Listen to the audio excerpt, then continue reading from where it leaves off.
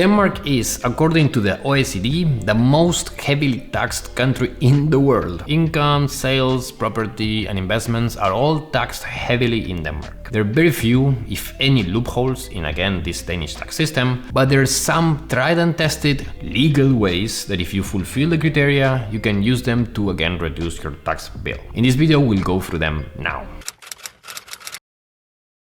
If you're new here, my name is Mario, and on this channel I help people living in Denmark to save money, invest, and live an overall incredible life. Number one is the commuting deduction. If you travel in Denmark from your home to your work for more than 12 kilometers, again, and that's just one way, so 24 kilometers round trip, then you're entitled to deduce those expenses from your taxable income. And this applies also whether you take the public transportation, like the train, or you also take your own car, or you go by car. The way this deduction works is that it's 26% and you accumulate the deduction at the rate of 2.19 krona per kilometer. And as such, for example, if your deduction amounts to like 1,000 krona in cost of commuting per year, you can reduce your tax bill by 260 krona. Not a lot, but again, like if that deduction accumulates to be a substantial amount of money or you travel far to go to work, you can definitely save good money or get that money back into your pocket. Second is the interest rate deduction. So if you have debt of any type, and this includes mortgages, and you have to pay interest on that debt, part of that interest will be deductible from your taxes. So for example, if you have a mortgage payment, as I do for instance, right, 33% of that interest that you pay on the mortgage, not the principal of the mortgage, but the interest that you pay on the mortgage, you can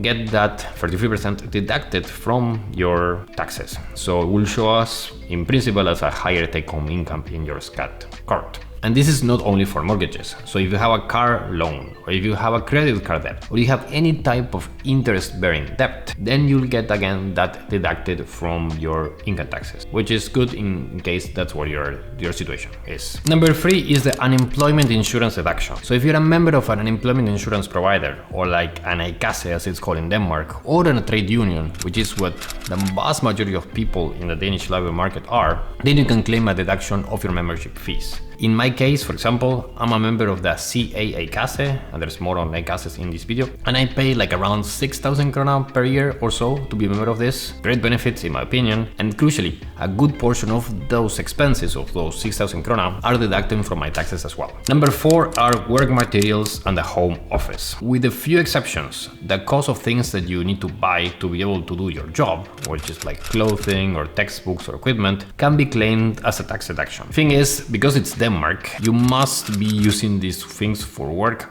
only. So for example, if you buy a laptop and want to use it both for work and also for your own personal things, you won't be able to tax deduct this computer. If you have a home office or a place to work from home or a workshop, you can deduct the cost of this room only in a narrow set of circumstances. Depends on the type of things you would do in the room, if the room is isolated from the rest of the room, if you can actually use it to sleep or not. So for most people, for example, if you have your own home laboratory, or as one of my friends have, they have their own like place in their apartment where they can do gin and like have all these machines to build alcohol, I guess you can deduct that, but you can't deduct something like I have myself like this desk where I'm filming this on the corner of my living room. So you can apply a deduction of at least 6,700 krona, again on your top income on this deduction. Number five is a travel cost deduction. If you travel for work, you can get a deduction for the cost of food and accommodation. And this, for example, includes a hotel stays as well. In a case like this, then you get a deduction per day you have been traveling. Crucially, you get only this deduction if your employer doesn't pay for your travel expenses or doesn't pay enough. In case, for example, that you need to pay out of your own pocket for something related to your travels, you then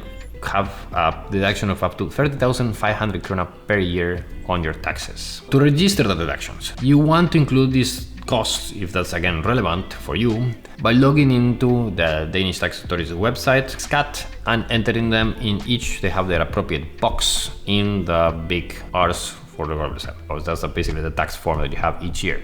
In many cases, those things or these deductions will be automatically filled. So for example, in my case, my payments to the A-kasse and my payments on interest are logged automatically by the A-kasse and the bank, hence that I don't need to put how much interest I will be paying, but it's not always the case. So for example, if you have the travel deduction, you need to put that on your own. The SCAT will not automatically know how much you travel. If you need help at any point with this, SCAT has a telephone hotline, so you can actually call them in and they can give you guidance. And if you're sad for how short this list was, unfortunately, check this video over here where I go through 5 things that are not taxed at all in Denmark.